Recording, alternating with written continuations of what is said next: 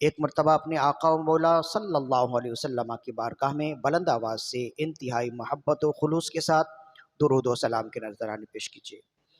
اللہم صلی علی سیدنا و مولانا محمد طب القلوب و دوائها وعافیت الابدان و شفائها ونور الابصار و ضیائها وروح الارواح و غذائها وعلی آلہ و اصحابہ وبارک وسلم۔ ماہ شعبان المعظم مختلف نسبتوں کی وجہ سے بڑا ہی مکرم اور معظم ہے، اور ماہ شعبان المعظم کی سب سے بڑی فضیلت یہ ہے کہ یہ ماہ رمضان المبارک سے پہلے کا مہینہ ہے۔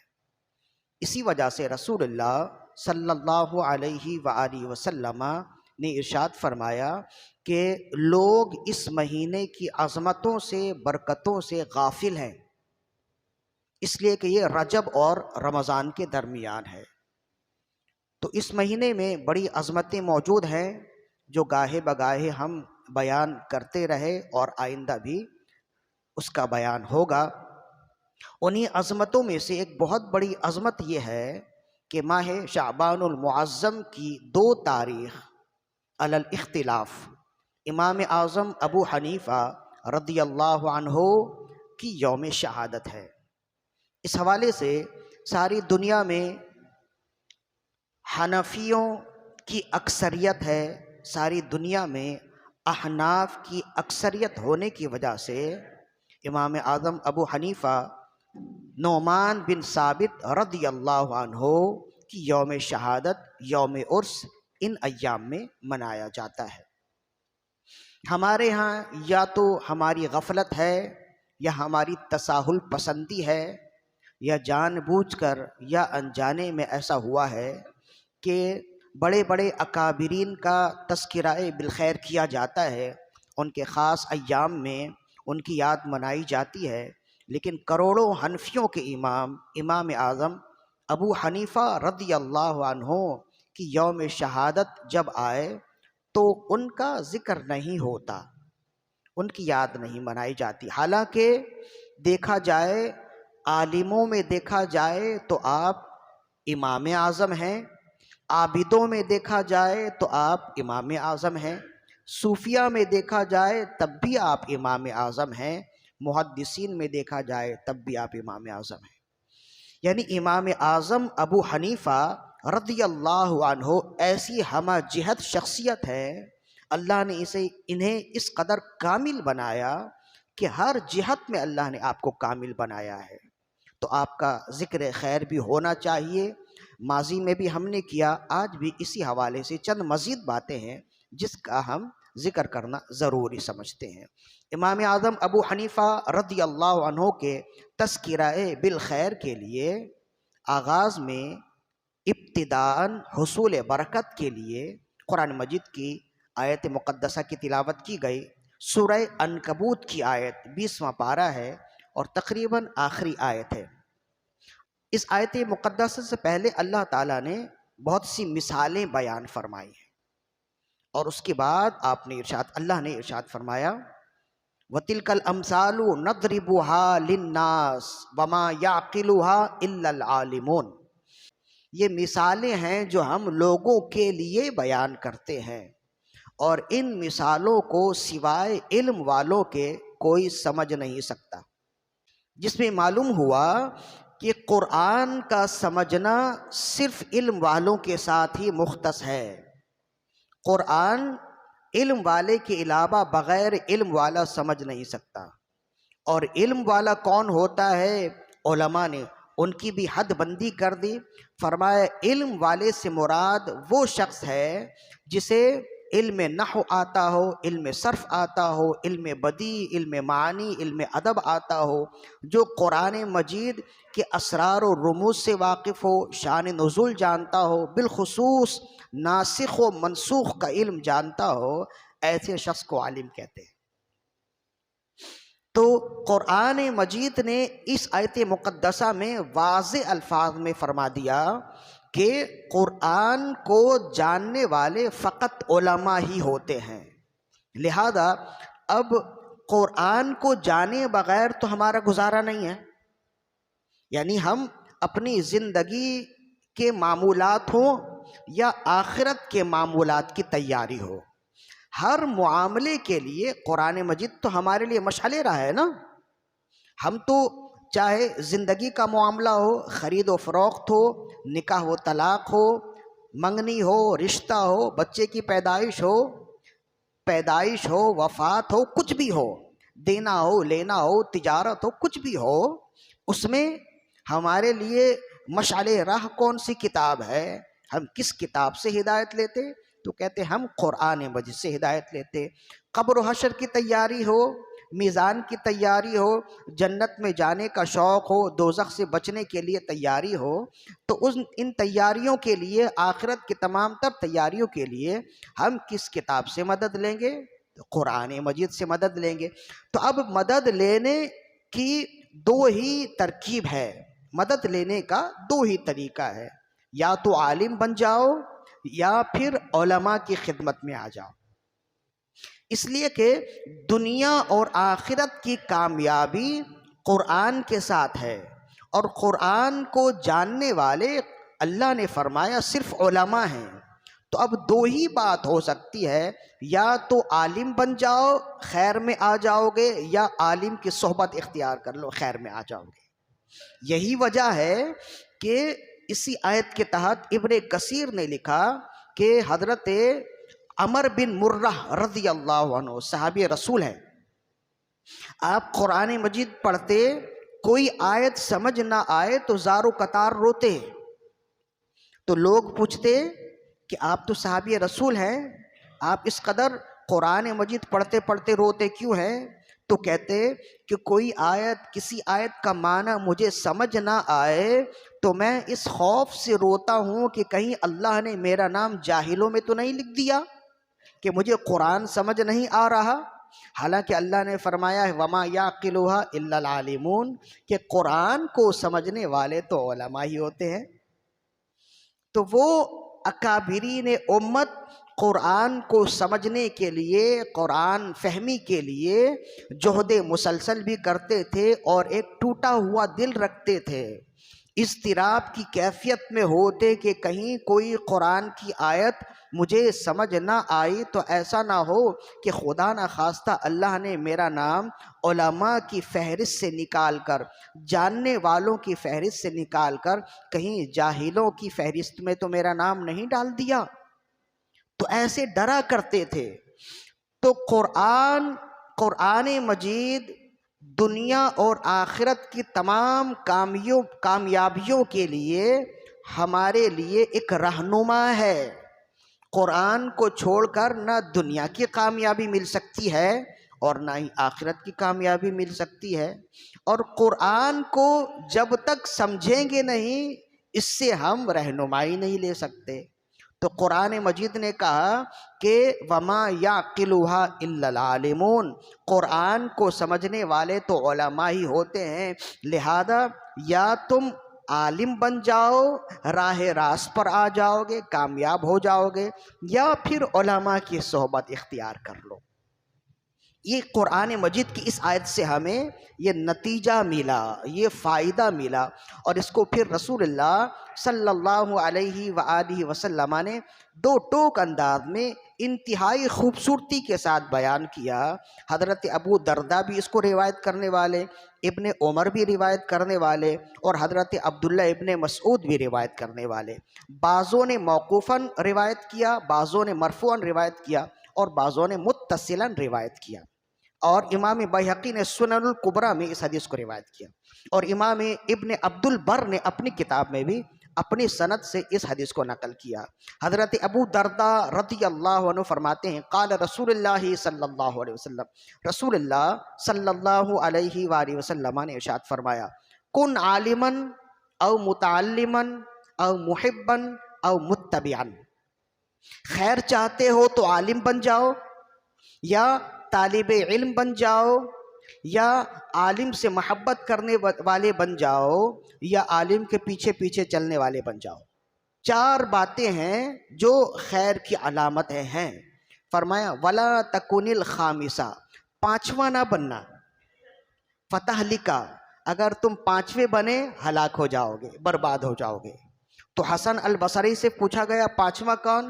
فرمایا عالم سے بغض و عناد رکھنے والا، عالم سے نفرت کرنے والا، عالم کو اپنے دل میں چھوٹا اور ہلکا جاننے والا، یہ پانچواں ہے۔ تو رسول اللہ صلی اللہ علیہ وآلہ وسلم نے اس فرمان میں اسی آیت کی تشریح کی ہے کہ دنیا اور آخرت کی کامیابی کا مدار قرآن فہمی میں ہے۔ اگر تم قرآن جاننا چاہتے ہو تو عالم بن جاؤ، یا پھر طالب علم بن جاؤ، یا عالم سے محبت کرنے والے بن جاؤ، یا عالم کی محفل میں بیٹھنے والے بن جاؤ، یا عالم کے پیچھے پیچھے چلنے والے بن جاؤ۔ فرمایا اگر یہ چار نہ کر سکے تو پھر تم میں خیر نہیں ہے، پانچواں نہ بننا، فتح لکھا تم ہلاک ہو جاؤ گے۔ تو اس زمانے میں ہماری ہلاکتوں کا بہت بڑا سبب یہ ہے کہ نہ ہم میں سے اکثریت نہ عالم ہے، نہ طالب علم ہے، نہ عالم سے محبت کرنے والا، اور نہ ہی عالم کے پیچھے پیچھے چلنے والا ہے۔ علم تو کچھ بھی نہیں ہے لیکن دعویٰ عالم بننے کا ہے۔ قرآن دیکھ کر پڑھنا آتا نہیں لیکن دعویٰ یہ ہے کہ میں اس سے زیادہ جانتا ہوں۔ عالم کے پیچھے پیچھے چلنے میں جتنا خیر ہے تنہا چلنے میں خیر نہیں ہے۔ بالکل ایسا ہی ہے کہ جیسے شیر کے ساتھ جو ہے نا ایک خرگوش نے دوستی کر لی، تو شیر کے ساتھ ساتھ پیچھے پیچھے چلتا اور سارے خونخوار جانور اس خرگوش کو دیکھتے لیکن اسے کچھ نہیں کہتے۔ تو خرگوش یہ سمجھنے لگا کہ مجھ میں طاقت ہے، سب مجھ سے ڈرتے ہیں۔ تو لومڑی نے کہا کہ اصل میں تم سے نہیں ڈرتے، تم جس کے پیچھے پیچھے چل رہے ہو اس سے ڈرتے ہیں۔ ایک دن تنہا چل کے دیکھو تو اوقات معلوم ہو جائے گی۔ تو ایسا ہی ہے، اگر عالم کے پیچھے پیچھے چلتے رہے نا تو شیطان سے بچے رہیں گے، ہر وار سے بچے رہیں گے۔ ایک دن اگر آپ نے کہہ دیا کہ میں تو اس سے زیادہ جانتا ہوں، اس سے کیا آتا ہے، اس سے تو زیادہ میں جانتا ہوں، تو پھر شیطان کا حملہ ہوگا۔ سارے درندے آپ کی دولت ایمانی کو لوٹنے کے لیے آگے آگے آ جائیں گے۔ لہذا ہمیشہ یہ کوشش کیجئے زندگی بھر طالب علم بنے رہیے، اور طالب علم بننے کے ساتھ ساتھ جس کے بارے میں بھی معلوم ہو جائے یہ عالم دین ہے، آپ کے لیے لازم ہے کہ آپ اس کے علم کی قدر ضرور کریں، اس لیے کہ وہ آپ جیسا نہیں ہے، وہ آپ سے اونچے طبقے پر ہے، اللہ نے اسے بلند کیا۔ اور کتنا بلند کیا؟ ایک حدیث شریف میں ہے، حضرت ابن عباس رضی اللہ عنہما فرماتے ہیں کہ حشر کے میدان میں ہر بندہ پیاس کی شدتوں میں ہوگا، بے چین ہوگا، اور کہا جائے گا کہ جاؤ رسول اللہ صلی اللہ علیہ وسلم اپنے حوض کوثر سے اپنے غلاموں کو سیراب کر رہے ہیں۔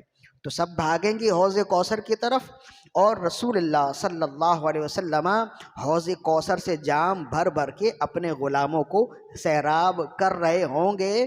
کہتے ہیں لیکن جب علماء آئیں گے، ایک عالم آئے گا، تو رسول اللہ صلی اللہ علیہ وسلم اسے کٹورا بھر کر نہیں دیں گے، بلکہ آپ حوض کوثر سے اپنے ہاتھوں سے اسے چلو بنا کر حوض کوثر سے پانی لیں گے اور اپنے ہاتھوں سے دست کرم سے اس عالم کو سیراب کریں گے۔ تو لوگ کہیں گے یا رسول اللہ صلی اللہ علیہ وسلم ہم بھی تو تھے، ہمیں آپ نے سیراب کیا، بڑی مہربانی ہے آپ کی، بڑا احسان ہے کہ اس پیاس میں آپ نے سیراب کیا، لیکن جس انداز سے، جس محبت سے، جس شفقت سے آپ نے اسے سیراب کیا ہے یہ تو مثال نہیں ملتی، اسے آپ نے اپنے دست کرم سے سیراب کیا، پانی پلایا۔ تو رسول اللہ صلی اللہ علیہ وسلم ارشاد فرمائیں گے دنیا میں تم اسے اپنے جیسا سمجھتے تھے، لیکن یہ شخص ہے جس نے میرے دین کا علم سیکھا اور لوگوں کو سکھایا۔ تو اس کی خدمت یہ تھی کہ یہ زندگی بھر میرے دین کو سیکھتا رہا اور لوگوں کو میرا دین سکھاتا رہا۔ تو اس کی خدمت کا صلہ آج یہ ہے کہ عام لوگوں سے ہٹ کے اسے انعام دیا جائے۔ تو عام لوگوں سے ہٹ کے اس کا انعام یہ ہے کہ میں اپنے ہاتھوں سے اسے سیراب کروں گا۔ تو وہاں معلوم ہو جائے گا کہ آپ جیسا کون ہے اور آپ سے افضل و اعلیٰ کون ہے۔ وہاں کی شرمندگی سے بہتر ہے کہ اس دنیا میں ہی ہر ایک کا لحاظ کریں اور ہر ایک کے مراتب کا خیال کریں۔ تو اب یہاں سے گفتگو آگے چلتی ہے کہ یہ جو ہم نے فضائل و مناقب بیان کیے نا، عالم کے فضائل و مناقب، یہ ہر ایک کے لیے ہے، لیکن جب بات امام اعظم ابو حنیفہ کی آ جائے تو یہ ہر عقیدت مند کے لیے سوچنا مشکل نہیں ہوگا کہ جب ایک عام عالم کی یہ شان کتاب و سنت نے بیان کی ہے تو امام اعظم کی کیا شان ہوگی، آپ کا کیا مقام و مرتبہ ہوگا کہ عام عالم اپنی زندگی کے ہر مسئلے میں اگر رجوع کرتا ہے تو امام اعظم سے رجوع کرتا ہے۔ کوئی بھی مسئلہ نہ آئے تو وہ امام اعظم کی بارگاہ میں جاتا ہے، جس سے معلوم ہوا کہ جو مقام و مرتبہ عام عالم کا ہے، امام اعظم کا مقام و مرتبہ اس کے مقابلے میں زمین و آسمان سے بھی بلند و بالا ہے۔ اور اس کے ساتھ ساتھ آپ امام اعظم ہونے کے ساتھ ساتھ تابعی ہے۔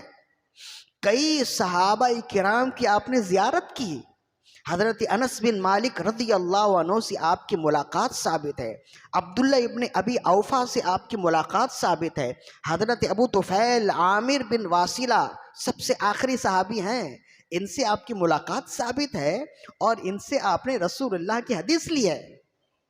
اور رسول اللہ صلی اللہ علیہ وآلہ وسلم نے ارشاد فرمایا، جہنم کی آگ اسے چھو نہیں سکتی جس نے مجھے دیکھا ہو یا میرے صحابی کو دیکھا ہو۔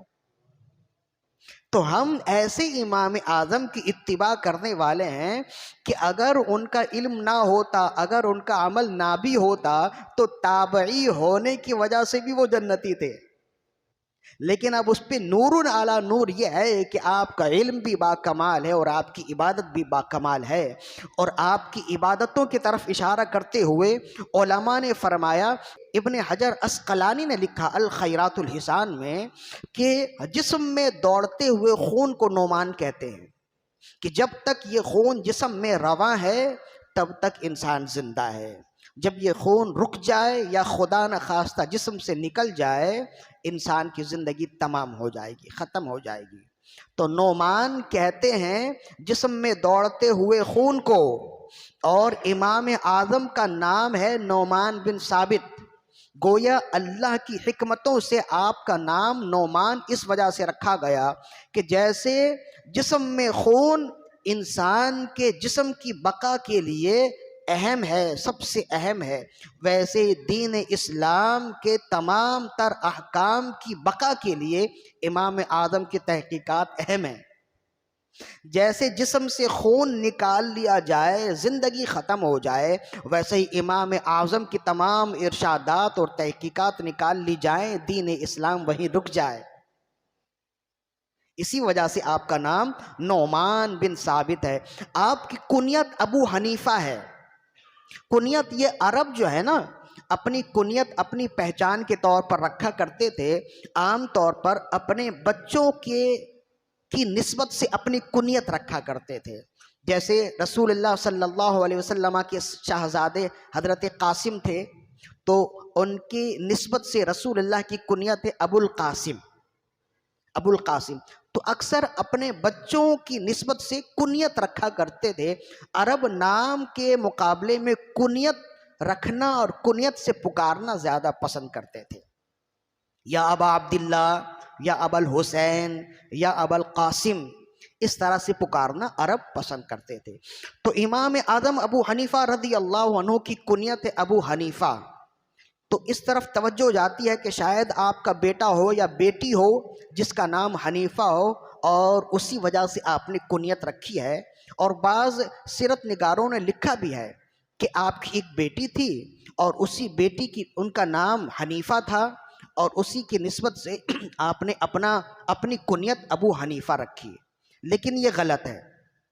تحقیقی یہ ہے کہ سیرت نگاروں نے لکھا اور محقق علماء نے لکھا، امام اعظم ابو حنیفہ رضی اللہ عنہ کے صرف ایک شہزادے تھے، نہ کوئی بیٹا تھا نہ کوئی بیٹی، صرف ایک بیٹا تھا، اور ان کا نام امام اعظم نے اپنے استاد کے نام پر حماد رکھا تھا۔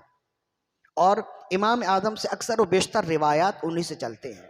تو پھر آپ کی کنیت ابو حنیفہ کیسے رکھی گئی؟ تو اس میں چند اقوال ہیں۔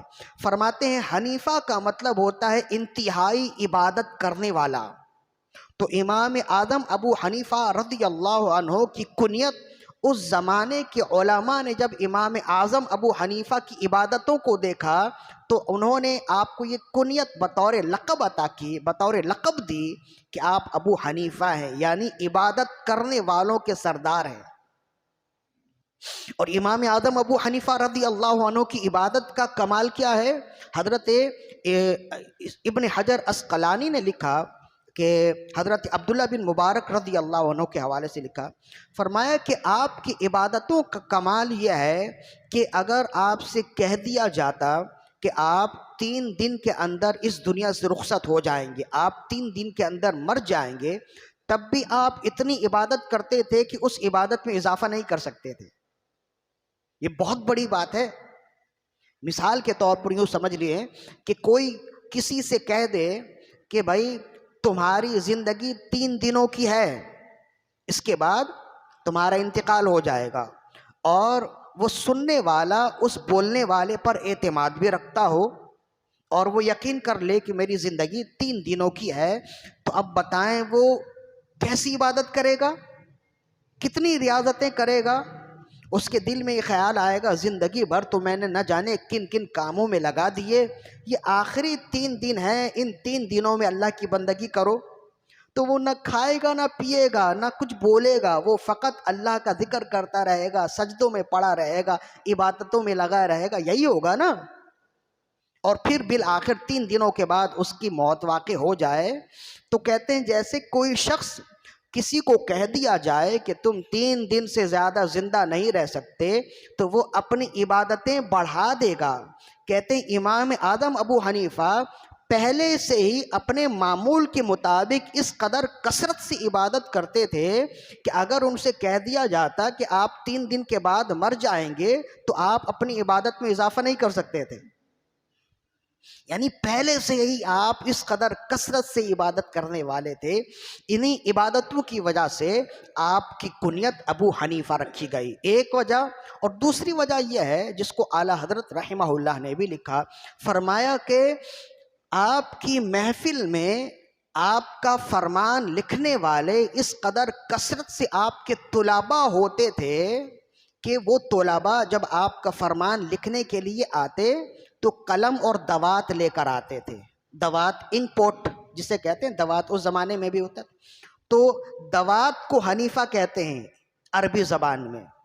تو آپ کی محفل میں، آپ کی نشست میں اس قدر آپ کے طلباء ہوتے اور ہر طالب علم کے پاس آپ کا فرمان لکھنے کے لیے دوات ہوتا کہ اس کثرت کو دیکھتے ہوئے آپ کی کنیت یا تو آپ نے خود رکھی یا اس زمانے کے مشہور علماء نے آپ کی کنیت ابو حنیفہ رکھی ہے کہ قلم اور دوات والے، یا تو آپ کے خود لکھنے کی وجہ سے یا آپ کے نشست کی وجہ سے ہے۔ تو ابو حنیفہ کی کنیت میں ایک طرف آپ کی عبادتوں کی طرف بھی اشارہ ملتا ہے اور دوسری طرف آپ کے علم کی طرف بھی اشارہ ملتا ہے۔ امام اعظم ابو حنیفہ رضی اللہ عنہ کا علم ایسا کامل و اکمل تھا کہ اس زمانے سے لے کے اس زمانے تک سوائے ان حاسدین کے جنہوں نے آپ کے علم سے حسد کیا، کسی نے آپ کے نہ علم کا انکار کیا نہ عبادت کا انکار کیا۔ اچھا یہ بات بھی ہے کہ ہر بندے کے حاسدین بھی تو ہوتے ہیں نا، یہ ایک عربی کا مقولہ بھی ہے، ہر نعمت والے پر حاسدین ہوتے ہیں۔ جس کو کوئی نعمت مل جائے تو حاسدین بڑھ جاتے ہیں نا کہ اسے یہ نعمت ملی مجھے کیوں نہ ملی۔ تو ایسے ہی علم والوں کے درمیان بھی ہوتا ہے کہ کوئی بڑا علم والا ہو جائے تو اچھے لوگ تو ہوتے ہیں کہ اس کے علم کو سراہیں اور کہیں فوق کل ذی علم علیم، ہر علم والوں کے اوپر، ہر علم والے کے اوپر ایک علم والا ہوتا ہے۔ لیکن بعض ایسے لوگ ہوتے ہیں جو حسد کرنے والے ہو جاتے ہیں۔ تو اس زمانے سے لے کے اس زمانے تک امام اعظم ابو حنیفہ رضی اللہ عنہ کے علم پر حسد کرنے والے لوگ بھی ہوئے، آپ کی عبادتوں پر حسد کرنے والے لوگ بھی ہوئے، اور آپ کو ماننے والے بھی ہوئے۔ حسد کرنے والے جو ہوئے انہوں نے اپنی آخرت تباہ کی، اور جو آپ کو ماننے والے ہوئے انہوں نے اپنی آخرت بھی بنا لی، اپنی دنیا بھی بنا لی ہے۔ لہذا کوشش کیجئے کہ ہر عالم کی قدر کیجئے، عزت کیجئے، اور جب ہمارے اکابرین بڑے بڑے علماء اور ائمہ کا نام آئے نا تو ادب سے ان کا تذکرہ کریں، بالخصوص امام اعظم ابو حنیفہ رضی اللہ عنہ، امام مالک رضی اللہ عنہ، امام احمد بن حنبل رضی اللہ عنہ، امام شافعی رضی اللہ عنہ۔ اس زمانے میں جہالت تو ہے ہی ایک بری چیز، جہالت کے ساتھ ساتھ اگر ہٹ دھرمی آ جائے، اگر اس کے ساتھ ساتھ اور یہ ضد آ جائے نا تو انسان کو یہ ساری چیزیں تباہ کر دیتی ہیں، اور یہ ساری چیزیں ملا کر بے ادبی شمار ہوتی ہیں۔ تو ہمارے زمانے میں ہمارا المیہ یہ ہے کہ ایک تو علم نہیں ہے، اس کے ساتھ ساتھ بے ادبی بھی ہے۔ تو بزرگوں کا جب بھی ذکر کیجئے ادب لحاظ رکھیے۔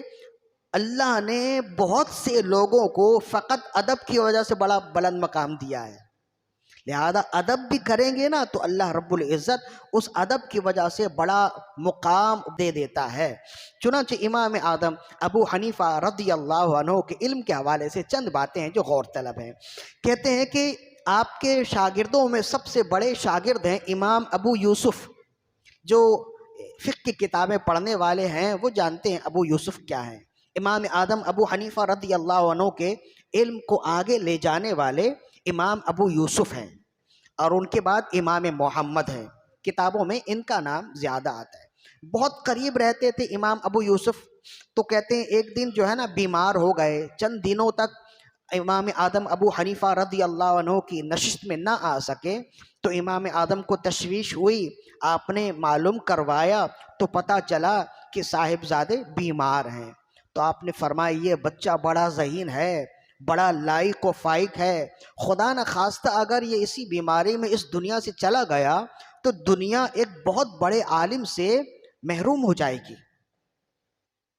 تو بہرحال امام ابو یوسف پھر آہستہ آہستہ ٹھیک ہو گئے، لیکن امام اعظم ابو حنیفہ رضی اللہ عنہ کی کیا کمنٹ تھی آپ کے لیے، لوگوں نے آپ کو پہنچا دیے کہ امام اعظم تو آپ کو اس طرح سے آپ کا ذکر کرتے ہیں، آپ کے علم کو سراہتے ہیں۔ تو ایک دل میں غرور آ گیا کہ میں تو بہت بڑا ہوں، یعنی امام اعظم جس کے علم کو سرائیں تو اس کا علم کتنا بڑا ہوگا۔ تو امام ابو یوسف رضی اللہ عنہ کے دل میں ایک بڑائی آئی کہ اب مجھے امام اعظم کی ضرورت نہیں ہے، میں نے تو سب کچھ سیکھ لیا۔ لہذا انہوں نے بیماری سے صحت یاب پانے کے بعد اپنی الگ نشست بنا لی، اپنا الگ مدرسہ بنا لیا۔ بڑے بڑے علماء آپ کی نشست میں آتے، قرآن و سنت سیکھتے، مسئلے مسائل کا تذکرہ ہوتا۔ تو کچھ دن گزر گئے تو امام اعظم نے پھر پوچھا بھائی ان کی طبیعت ٹھیک نہیں ہوئی؟ تو عرض کیا سیدی وہ ٹھیک تو ہو گئے، لیکن انہوں نے یہ خیال کیا ہے کہ شاید ان کا علم کامل ہو گیا، اس وجہ سے انہوں نے اپنی الگ نشست بنا لی ہے۔ اسے بھی الخیرات الحسان میں ابن حجر نے لکھا۔ تو امام اعظم ابو حنیفہ رضی اللہ عنہ، دیکھیں استاد جو ہے نا اپنے ایک ایک شاگرد کے اندر اس کی اوقات جانتا ہے۔ شاگرد جتنا بھی اونچا چلا جائے، بہرحال استاد تو استاد ہی ہوتا ہے نا۔ تو امام اعظم ابو حنیفہ رضی اللہ عنہ نے ان کے علم کی قدر تو کی، لیکن آپ چاہتے تھے کہ مزید کچھ عرصہ ان کی صحبت میں رہتے تو مزید ان کے علم میں پختگی آ جاتی۔ اب ان کے دل میں بڑائی آئی، انہوں نے اپنی الگ نشست کر دی، اور جب لوگوں نے بتایا امام اعظم کو بڑا دکھ ہوا۔ آپ نے ایک شخص کو بھیجا اور آپ نے فرمایا جا کر ان سے ایک مسئلہ پوچھنا، اور مسئلہ یہ ہے کہ ایک شخص دھوبی کے پاس کپڑا دھلنے کے لیے دے، اور جب وہ دھوبی وہ کپڑا لے تو اسے وہ کپڑا بڑا پسند آ جائے، اور وہ کپڑا جو ہے نا غصب کرنے کی کوشش کرے، اور جب کپڑے کا مالک اپنا کپڑا دھلا ہوا کپڑا دوبارہ لینے کے لیے آئے تو دھوبی کہے کہ مجھے تو تمہارا کپڑا ملا نہیں، لہذا چلے جاؤ۔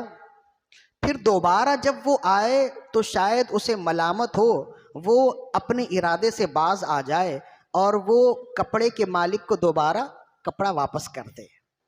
اب ان سے پوچھنا کہ وہ کپڑا دھونے کی اجرت لے گا یا نہیں لے گا، دھوبی کپڑا دھونے کی اجرت لے گا یا نہیں لے گا؟ اور آپ نے امام اعظم نے اس سے کہہ دیا اگر ابو یوسف کہیں لے گا تو کہنا غلط، اگر کہیں نہ لے گا پھر بھی کہنا غلط۔ تو امام ابو یوسف رضی اللہ عنہ کی بارگاہ میں یہ شخص پہنچا، امام اعظم نے سکھا کر بھیج دیا۔ اب اس نے جا کر کہا یا سیدی بتائیں، ایک شخص ایک دھوبی کے پاس آیا اور اس نے کپڑا دیا اور دھلنے کے لیے، جب وہ چلا گیا تو دھوبی کو اس کا کپڑا بڑا پسند آیا، اس کا لباس بڑا پسند آیا، تو اس نے نیت کر لی کہ یہ کپڑا یہ لباس میں اپنے پاس ہی رکھ لوں گا۔ پھر جب وہ لباس والا آیا کہ میرے دھلے ہوئے کپڑے واپس کر دو، تو اس نے کہا تم نے مجھے کپڑا دیا ہی نہیں تھا، اس نے اسے واپس کر دیا۔ لیکن تھوڑی دیر بعد پھر اسے خود شرمندگی ہوئی اور اس نے اسے بلایا یا دوبارہ وہ آیا، پھر اس نے اسے کپڑا واپس کر دیا۔ سوال یہ ہے کہ اس نے جو کپڑا دھویا ہے، اس نے جو اس لباس کو صاف ستھرا کیا ہے، اس کی اجرت لے گا یا نہیں؟ امام ابو یوسف تھوڑی دیر سوچتے رہے، فرمایا لے گا۔ تو انہوں نے کہا نہیں، غلط۔ تو پھر تھوڑی دیر سوچتے رہے، فرمایا اچھا ہاں نہیں لے گا۔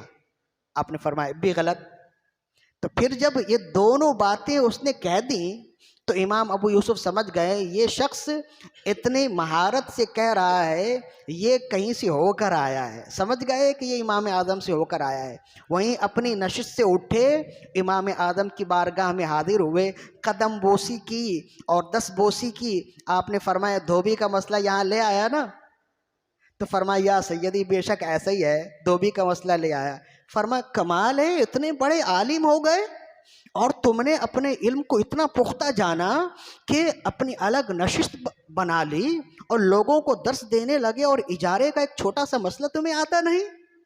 عرض کرنے لگے یا سیدی قسم کھاتا ہوں جب تک آپ حیات سے رہیں گے آپ کے دامن سے وابستہ رہوں گا، اب آپ کے دامن کو چھوڑوں گا نہیں، اب یہ مسئلہ بتا دیجئے۔ فرمایا یہ مسئلہ تو بڑا آسان ہے۔ جب اس نے کپڑا لیا اور لینے کے بعد نیت کر لی کہ یہ کپڑا میں اسے نہیں دوں گا، اگر اس نے نیت کرنے کے بعد کپڑا دھویا ہے تو وہ اجرت نہیں لے گا، اس لیے کہ اس نے کپڑا اپنے لیے دھویا ہے۔ اگر نیت کرنے سے پہلے کپڑا دھویا ہے تو وہ اجرت لے گا، اس لیے کہ اس نے اس کے لیے کپڑا دھویا ہے۔ کہ یہ تو بڑا آسان مسئلہ تھا، یہ مسئلہ تمہیں آیا نہیں؟ عرض کہ یا سیدی جب تک آپ حیات سے ہیں ہر مسئلہ آسان ہے۔ تو امام اعظم ابو حنیفہ رضی اللہ عنہ کو ایسے ہی نہیں امام اعظم کہتے ہیں، بہت بڑے بڑے مسائل آپ کی خدمت میں آتے اور آپ یوں چٹکیوں میں ان مسائل کو حل کر دیا کرتے تھے۔ اب یہ تو وقت نہیں ہے، مزید اور بھی اس کی بہت ساری مثالیں تھیں۔ بہرحال اب میرا پیغام کیا ہے؟ پیغام یہ ہے کہ شعبان المعظم کا یہ مہینہ، اس مہینے کی 2 تاریخ امام اعظم ابو حنیفہ رضی اللہ عنہ کی یوم شہادت ہے۔